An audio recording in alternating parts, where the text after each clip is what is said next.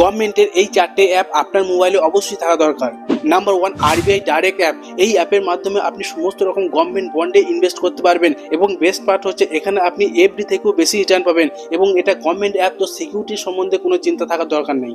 Number 2, M পরিবহন। এই অ্যাপেতে আপনি আপনার driving licence, RC, insurance, pollution সমস্ত কিছু ডকুমেন্টস এখানে স্টোর করে রেখে দিন। পরে যখন এটা প্রয়োজন হবে তখন আপনি ডাইরেক্ট এই অ্যাপের মাধ্যমেই আপনি ওইগুলোকে দেখাতে পারবেন।